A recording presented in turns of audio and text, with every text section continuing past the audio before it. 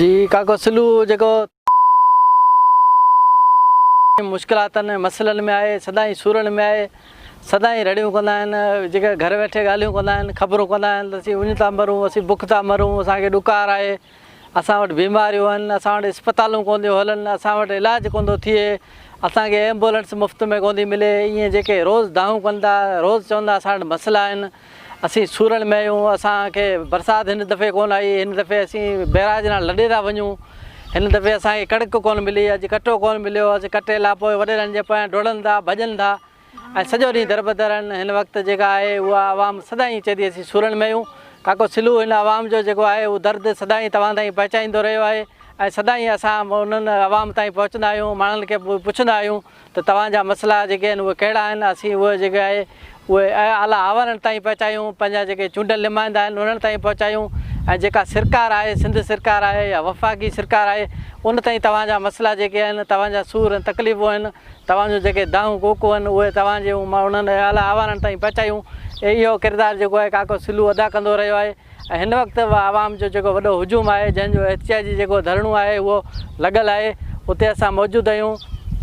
ऐं अचो त उन्हनि सां जेको ॻाल्हि ॿोल करियूं त उहे जेके छा था चवनि ऐं उन्हनि जा जेके आहिनि उहे मसइला कहिड़ा आहिनि। अचो त उन्हनि सां ॻाल्हि ॿोल करियूं था। काका तव्हांजो कहिड़ो मसइलो आहे, तव्हांखे केतिरे वक़्त खां वांड ते ॾुकार आहे ऐं तव्हांखे जेका हिन वक़्त ताईं केतिरा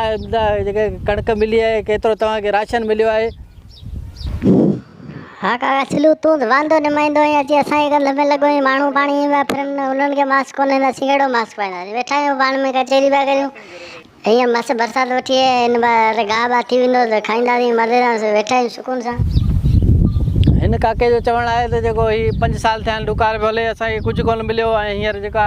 किरोना जे दौरान जेका इमदाद जा जेके कट आया हुआ उहे बि जेके हिननि खे कोन मिलिया आहिनि, उनजे करे हीउ जेको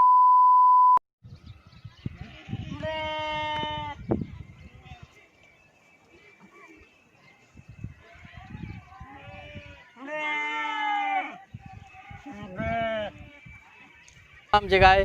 इहा धरणो हणी वेठल आहे ऐं जेको पंहिंजे जेका आहे पंहिंजो मौक़िफ़ बयानु कनि पिया। अचो त हिन काके खां पुछूं त छा थो चए। अदा भले मास्क थी वियो महांगो, 20 रुपए में मास्क, हाणे 20 रुपया किथां आणण जो मास्क वठूं, रोज़ वरी चवंदा मास्क ॿियो मटायो, हाणे हिन मास्क खां हीअं ठीकु आहियूं। किरोना अलाए लॻे त कोन थो लॻे, ख़बर कोन थी पए, थर में अञा ताईं माण्हू बचाए पिया आहिनि, उनजे करे असांखे बि डपु कोन्हे, सवला ईअं सुकून सां छांव में वेठा आहियूं। जेके हीअ मारू माण्हू आहिनि इहे ईअं पंहिंजो जेको पंहिंजे हक़नि जे लाइ आवाज़ु उथाईंदा रहनि था, ईअं धरणा एहतिजाज कंदा रहनि था